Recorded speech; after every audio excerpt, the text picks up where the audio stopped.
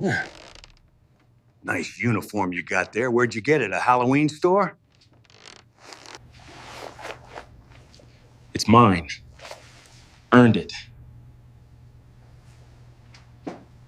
You don't look like any soldier. Prove it. Tags, or you're a liar. I don't owe you proof.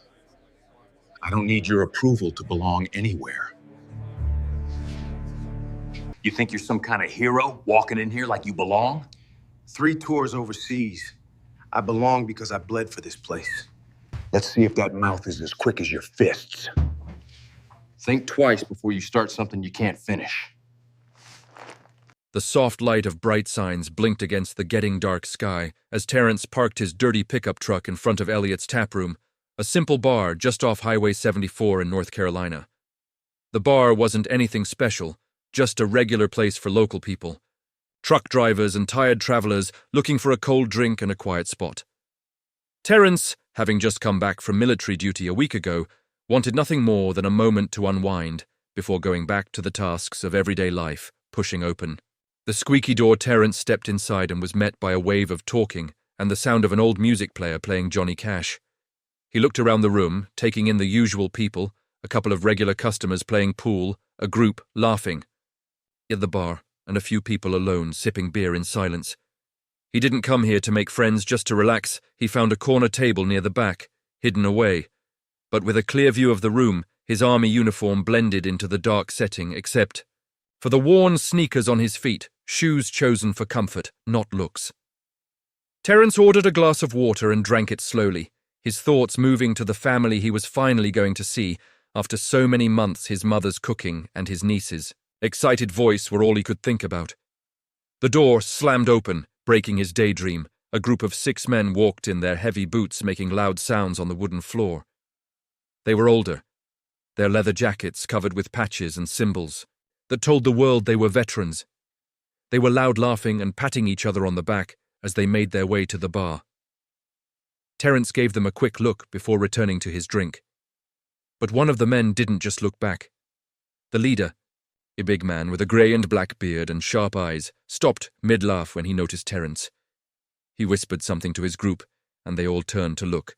Their laughter stopped, replaced by a building tension that slowly filled the room. Terrence felt their stares, but didn't look at them. He'd experienced that kind of look before, the one that measured you up, judged you without knowing anything. He sipped his water, trying to focus on the music player instead of the growing worry that seemed to spread through the air. At the bar, the group moved closer together, their voices low but sharp. The big leader whispered something, and one of the others laughed, throwing a direct look in Terrence's direction. Terrence kept his cool, his body relaxed, but his senses alert. He had learned long ago to stay calm under pressure, lessons from years of service. Still, the heaviness of their stares didn't go unnoticed. The night which had started as a simple break was about to take. In turn, Terrence hadn't expected. The sound of the music player was covered up by the heavy sounds of boots. As the group of men made their way toward Terrence's table, their leader, the big man with the grey and black beard, was at the front. His eyes locked on Terrence like a hawk watching its target. Terrence felt the change in energy even before they reached him. The room, once filled with casual talking, grew noticeably quieter.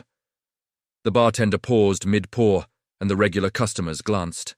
At the group, with careful eyes, Terrence set his glass down and leaned back slightly, his calm appearance hiding the readiness that had settled into his muscles. "Hey!" the leader shouted, stopping just a few feet from Terrence. His voice was rough, scratchy, and filled with an edge of disrespect. "Nice uniform you got there. Where'd you get it?" "A Halloween store?" The men behind him laughed, their laughter thick with teasing. Terrence looked up, his face steady. He'd heard worse, much worse. "It's mine," he replied. Calmly, "Earned it." The leader raised an eyebrow, pretending to be surprised. "Earned it, huh? That's funny because I've seen plenty of real soldiers, and none of them wear sneakers with their army clothes. You're trying to play dress. Up for pity or maybe a free drink?" Terrence's jaw tightened slightly, but his voice remained level. "I don't need pity or free drinks. I'm just here to enjoy my evening." The leader's lips curled into a mean smile as he leaned in closer, his beer smelling. Breath invading Terrence's space, You don't look like any soldier to me, he sneered. Where's your boots? Your tags? Heck! You probably don't even know how to salute properly. One of the men behind him added, Bet he couldn't tell us the first. Thing about basic training. Another joined in, probably never seen a battlefield in his life. The group burst into laughter again, their voices scratching against the low sound of the music player. Terence stayed silent, his eyes moving between them. He wasn't scared, but he wasn't about to make things worse either. His years in the service had taught him how to pick his battles, but there was something about this situation that bothered him deeply. It wasn't just their words, it was the nerve, the lack of understanding. I don't need to prove anything to you, Terence said, finally his voice calm but firm. The leader, now clearly annoyed by Terence's calmness, stepped even closer, his large body towering over the table, you think. You're some kind of hero, huh? Walking in here like you belong. I don't think you do. The room seemed to hold its breath. Terence met the man's stare without blinking. I've served 3 tours overseas, he said, his voice steady but carrying an edge, and I don't need your approval to belong anywhere. The laughter stopped for a moment. The leader hesitated, his confidence weakening under the weight of Terence's words, but pride wouldn't let him back down. Instead, he scoffed. Yeah. Prove it! Show us your tags, otherwise you're nothing but a liar. Terence's eyes moved to the others in the group, noticing their uneasy glances. They weren't as sure about their leader's accusations now, but none of them dared to speak up. He breathed out slowly, resisting the urge to make things worse. I don't owe you proof, he said, but if you think starting something here is a good idea, I'd suggest you think again. The tension in the room was obvious. The bartender's hand hovered, near the phone ready to call for help. The other customers shifted in their seats, their eyes moving between Terence and the group, and yet the leader didn't move. Instead, his mean smile returned sharper and meaner than before. You've got a smart mouth, he said, his voice low and threatening. Let's see if it's as quick as your fists. The moment hung in the air, stretched tight like a wire ready to break. The leader's mean smile grew deeper as he jumped forward, his hand reaching for Terence's collar. His movement was sloppy, driven more by showing off than skill, but it was enough to set everything in motion. Terence didn't think he reacted. Years of training kicked in, and with a quick, exact movement, he stepped to the side, avoiding. The grab catching the man's wrist in midair in one smooth motion, Terence twisted the arm behind the man's back and used his weight to push him forward, pinning him face first against the edge of the table. The leader let out a choked cry of pain. His showing off disappearing in an instant, the bar erupted in gasps and whispers as the remaining bikers froze, their wide-eyed stares fixed on their stopped leader for a moment. No one moved. Terence's voice cut through the shocked silence, low and controlled, but carrying an unmistakable authority. I told you to think twice before starting something. He leaned in slightly, his grip firm, but not too much. You don't know who you're messing with. The leader struggled against Terence's hold, but it was no use. The soldier's calm skill left no room for error or escape from across the room. One of the bikers took a careful step forward, his hands raised in a half-hearted attempt to help. Hey, man, he stuttered. Let him go. He didn't mean nothing by it. Terence glanced up, his eyes locking onto the man. He came at me. You saw it. His voice was steady, unshaken by the chaos around him. If you want him free, tell him to calm down first. The bartender, who had been silently watching, with the phone in hand, finally spoke up. Maybe it's time for you all to leave before this gets worse, but the leader, Hank, as one of his buddies called him, wasn't ready to back down completely, even with his arm twisted and his face pressed to the table. He snarled through clenched teeth. Call the cops, this guy just attacked me. He's wearing a fake uniform and I want him arrested. Terence released him with a controlled push, and Hank stumbled forward, holding his arm as he turned to glare. The soldier, you'll pay for this! He growled, his tone dripping with anger. The rest of the bikers gathered behind him, encouraged by the insult against their leader. One of them pulled out a phone, dialing 911 with shaking hands. Yeah, we've got a guy here pretending to be a soldier. He said, his voice loud enough for everyone in the bar to hear, and he just attacked my friend Terence. Stood still, his face calm, but his mind racing. He knew how this looked, knew how quickly things could spin out of control, but he also knew he hadn't done anything wrong. His years of service, his sacrifices, everything he stood for. It would all hold up against their false accusations. He just had to stay calm. The bar was alive with whispers now. Customers, whispering among themselves and casting sidelong glances at Terence. Some of them looked uneasy, while others seemed quietly impressed by how easily he'd handled the situation. But no one stepped forward to challenge what had happened. Outside, the sound of coming sirens cut through the tense air. Red and blue lights flashed against the bar's windows, casting moving shadows across the room. The police had arrived. The doors swung open, and 2 officers stepped into the bar. One was a broad-shouldered man with a close-cut haircut, his face unreadable behind mirrored sunglasses. The other was a woman with sharp features and a calm, watching manner. Their presence immediately silenced the room as all eyes turned toward. "Then we got a call about a fight," the male officer said, his voice steady but firm. "Can someone explain what's going on here?" Hank, holding his wrist and still red-faced from the encounter, was the first to speak. He pointed a shaky finger at Terence. "That guy attacked me and he's pretending to be a soldier.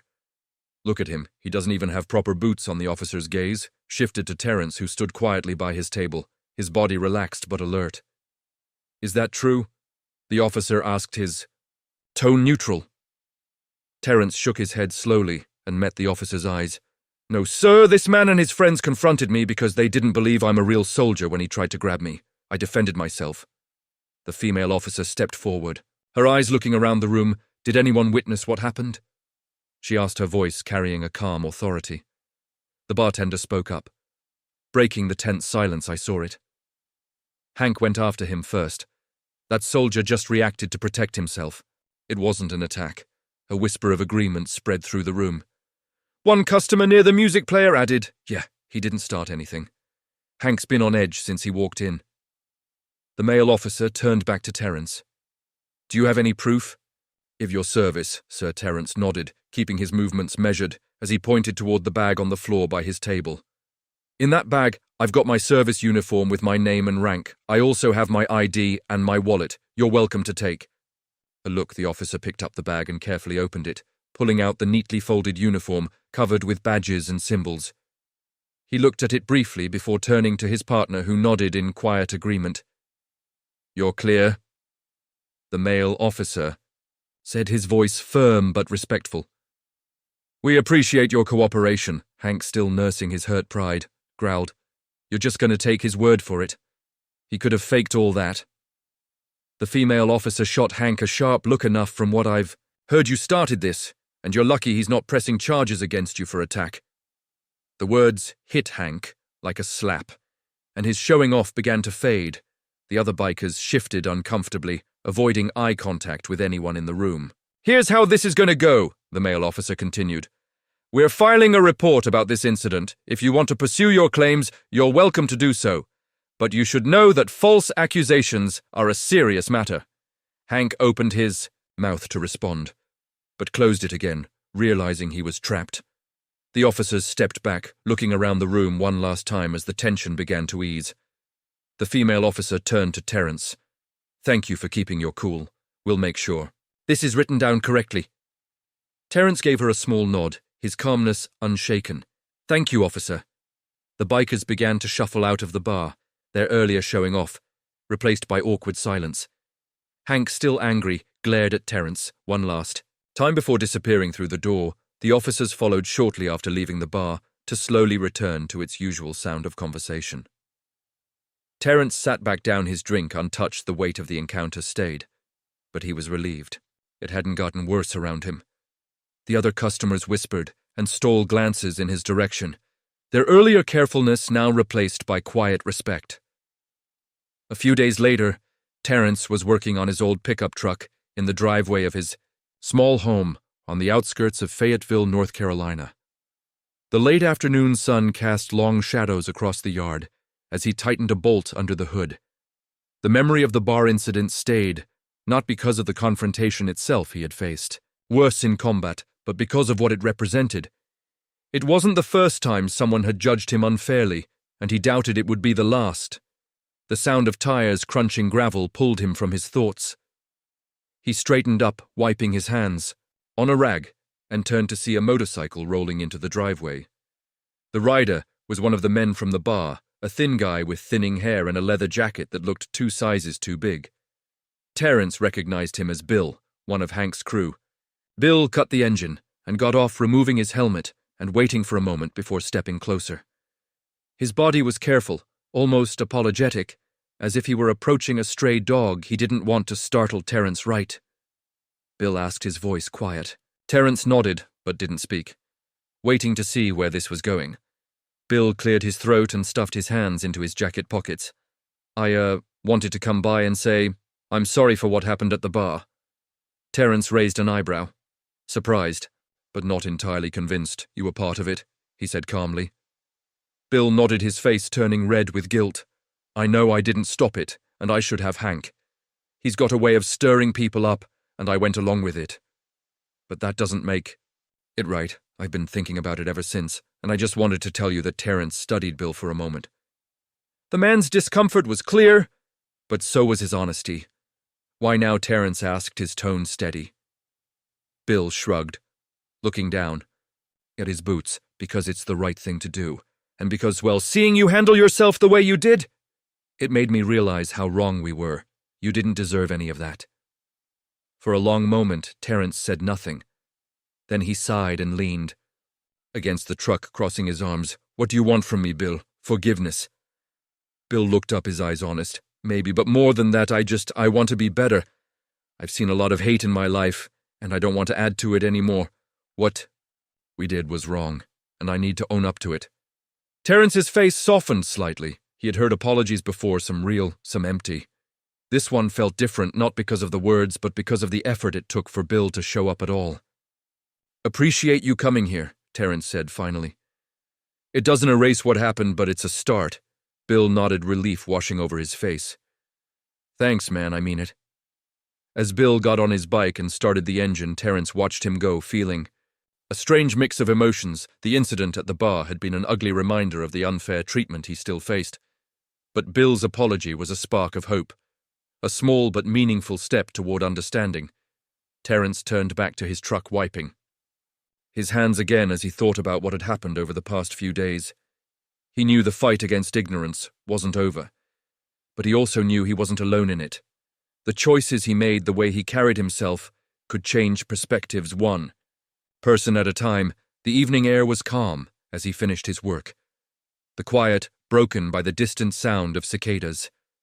Terence felt a sense of determination, not just to keep moving forward, but to face the world with the same strength and honor that had carried him through his service. Sometimes the battles weren't fought overseas.